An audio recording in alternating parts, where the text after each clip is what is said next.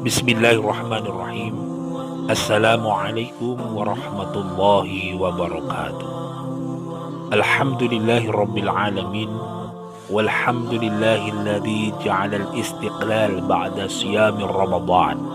Ashhadu an la ilaha illallah wa ashhadu anna Muhammadan abduhu wa rasuluh. Allahumma salli ala sayyidina Muhammad wa ala alihi wa sahbihi ajma'in. Hadirin yang dimuliakan oleh Allah, setelah 1 bulan kita melaksanakan puasa di bulan Ramadan beserta amaliyah-amaliyah di bulan Ramadan, kita memasuki bulan Syawal, yang sebagian ulama mengartikan Syawal itu artinya bulan peningkatan. Tetapi sebagian ulama lain mengartikan bahwa Syawal ini dari kata shin, waw, dan lam. Shin mempunyai makna syarif, waw mempunyai makna wadud awirai, dan lam mempunyai makna latif. Maka orang yang masuk di bulan Syawal harus mempunyai kekuatan syarif, dimuliakan oleh Allah. Kemudian wadud, dicintai oleh Allah dan mencintai Allah. Kenapa? Wow, wirai, karena dia mampu menjauhi apa yang dilarang oleh Allah. Kemudian lam, latif, dan dia semakin lemah lembut tutur katanya, perbuatannya, akhlaknya. Ini ciri-ciri orang-orang yang masuk di bulan Syawal dengan kemenangan Ramadan. Kemudian hadirin yang dimuliakan oleh Allah, di negara kita, di Indonesia, di Nusantara, ini biasanya ketika masuk Idul Fitri di bulan Syawal, identik dengan makanan khas yang namanya ketupat atau kupat. Ini mempunyai makna dakwah yang sangat luar biasa, mempunyai simbol-simbol dakwah yang sangat luar biasa. Kupat atau ketupat ini terbuat dari daun kelapa. Kalau dalam bahasa Jawanya itu janur.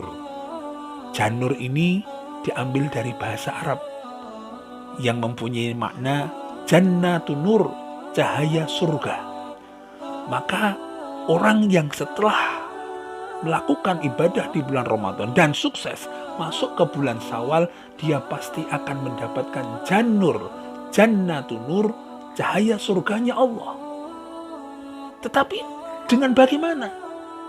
Kalau dia itu kepingin mendapatkan cahaya surganya Allah dalam kehidupannya, maka dia harus kupat, lakuning papat. Kalau dalam bahasa Indonesia itu harus melakukan 4 perkara.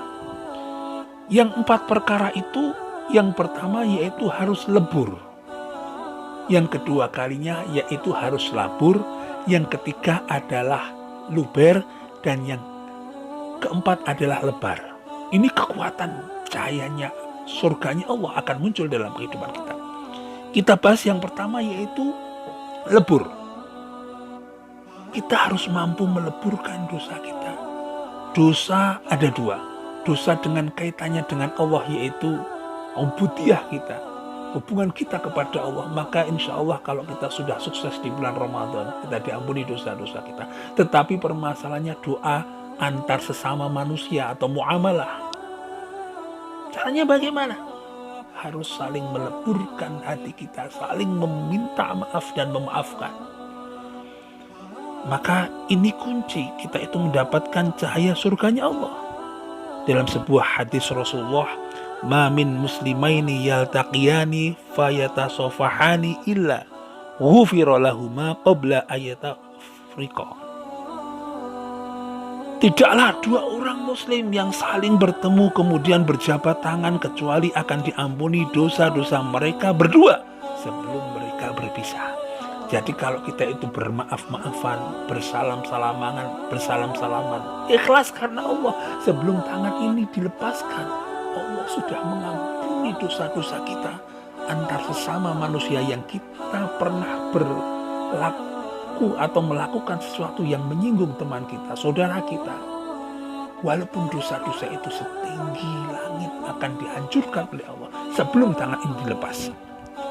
Kemudian yang kedua yaitu labur, putihkanlah hati kita. Karena hati yang putih inilah sinar surganya Allah akan masuk dalam hati kita sehingga mempengaruhi kehidupan kita setelah bulan Ramadan. Hati yang harus dibersihkan. Untuk apa? Cahaya surganya Allah itu masuk dalam kehidupan kita setelah di bulan Ramadan.